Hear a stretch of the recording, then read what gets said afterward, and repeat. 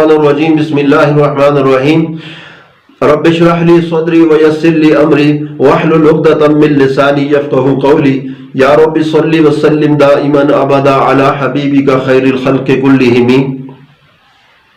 ناظرین، روزے کی حالت میں اگر کسی نے کوئی چیز چکھ لی ہے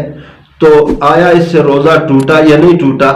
جی ہاں، اس سے روزہ بالکل بھی نہیں ٹوٹا، لیکن مجبوری کی حالت میں اگر کر رہا ہے تو اور بات ہے، اس کو اجازت ہے۔ اگر مجبوری نہیں ہے تو ویسے ایسا کرنا اس کو علماء نے مکروہ لکھا ہے، ایسا نہیں کرنا چاہیے۔ بعض عورتیں مجبور ہوتی ہیں، سالن میں روٹی میں وہ نمک مرچ وغیرہ ذائقہ وغیرہ اگر کم ہوتا ہے یا زیادہ ہوتا ہے تو اس سے بعض مرد بڑے ظالم ہوتے ہیں، شوہر بڑے ظالم ہوتے ہیں، وہ مار پیٹ کرتے ہیں، اور وہ بیچاری بھی سارا دن روزہ رکھ کے اور دیگر بھی کام کاج کر کے تھکی ہاری وہ بھی ہوتی ہے، اور رات کو پھر خاوند کی وہ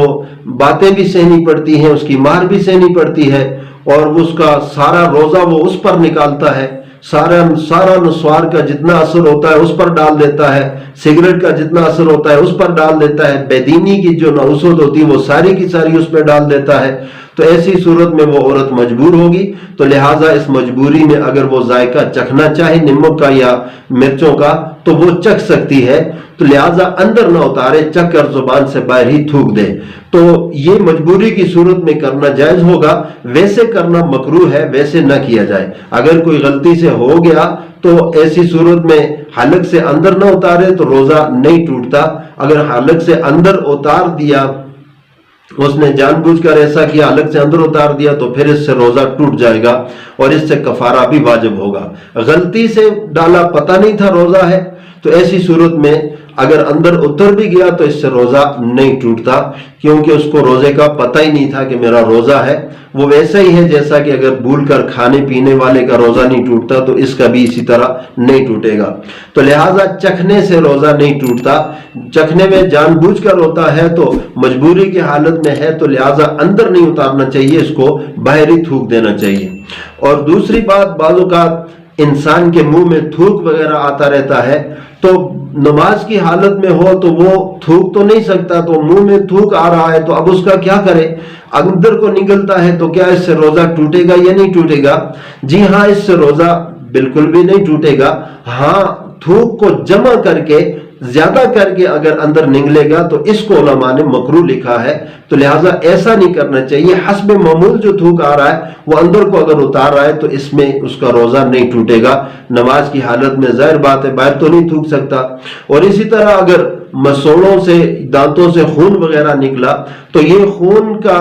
جو اثر ہے وہ اگر تھوک کے ساتھ اندر چلا گیا، حلق میں اتر گیا، اور اس کو محسوس ہو رہا ہے کہ اس کے اندر حلق میں اس خون کا اثر، تو اس سے روزہ ٹوٹ جائے گا، لہٰذا اس کی قضا اس کے ذمہ واجب ہوگی، اس سے روزہ ٹوٹ جائے گا۔ ہاں، اندر نہیں گیا، تھوک باہر سے جو ہے اس نے خون کو صاف کر لیا، تھوک کر اس کو کلی کر کے صاف کر دیا، وہ پانی یا وہ چیز اندر نہیں گئی، خون کے ذرات اثرات وغیرہ، تو لہٰذا اس سے اس کا روزہ بالکل بھی نہیں ٹوٹے گا۔ اسی طرح اگر کوئی بیمار ہے اور بیماری کی صورت کے اندر وہ ڈاکٹر صاحب کے پاس چلا گیا، اب ڈاکٹر صاحب نے اس کو انجیکشن لگایا یا ڈرپ وغیرہ لگائی اور اس کے بغیر اس کا علاج ممکن نہیں تھا، تو اب لہٰذا اس نے جو ہے روزے کی حالت میں ہے تو روزہ اس کا ٹوٹا یا نہیں ٹوٹا؟ تو ایسی صورت میں بھی انجیکشن وغیرہ لگوانے سے یا ڈرپ وغیرہ لگانے سے، چاہے وہ رگ میں ہو چاہے وہ گوشت میں ہو، تو اس سے روزہ بالکل بھی نہیں ٹوٹتا،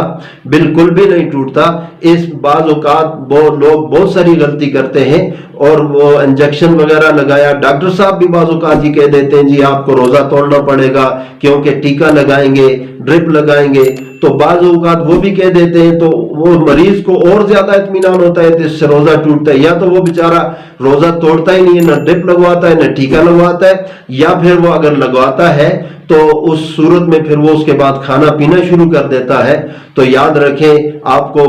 مسئلہ معلوم ہونا چاہیے کہ انجیکشن لگوانے سے یا ड्रिप लगवाने से रग में हो या गोश्त में हो, इससे रोजा जरा भी नहीं टूटेगा, इसका रोजा बरकरार है। इसके बाद खाना पीना न किया जाए। हाँ, अगर एक सूरत है, अगर डॉक्टर साहब कहते हैं कि ये इंजेक्शन लगाने से इसकी बीमारी ऐसी ज्यादा है, सीरियस है, इंजेक्शन लगाना इसको जरूरी है, न लगवाने की वजह से हलाकत का बायस हो सकती है, सबब हो सकती है, तो अगर इंजेक्शन लगाते हैं तो वो ऐसा सख्त है कि वो मजीद इसको तकलीफ इससे हो सकती है। बगैर जो है खाने पीने के, खाली पेट के वो इंजेक्शन नहीं लगाया जा सकता। तो ऐसी सूरत में अगर वो बीमारी इसकी ज्यादा है और वो उसके लिए तकलीफ का सबब बन रही है और इसको हलाकत का सबब बन रही है, तो रोजा तोड़ दे, कुछ खा पी ले, लेकिन उस रोजे की कज़ा इसके ज़िम्मे वाजिब होगी, उस रोजे की कज़ा इसको करनी पड़ेगी। ऐसी सूरत में रोजा तोड़ दिया है खुद बहुत खा पी कर, तो लिहाजा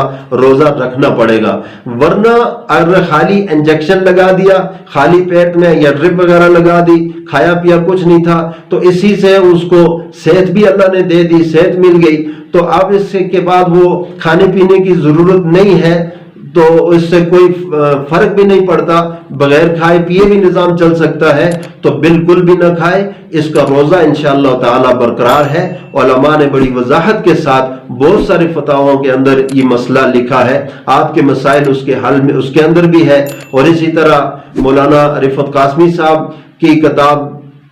मसाइल रोजा के अंदर भी है, इसी तरह जो है फतावा महमूदिया के अंदर भी बड़ी वजाहत के साथ इस मसले को बड़े दलाइल के साथ लिखा गया है, मिसालों के साथ लिखा गया है। अल्लाह ताला हम सब का हामी और नासिर हो, हम सबको अल्लाह ताला इस्लाम की दीन की समझ अता फरमाए, फहम नसीब फरमाए। अल्लाह ताला हम सबको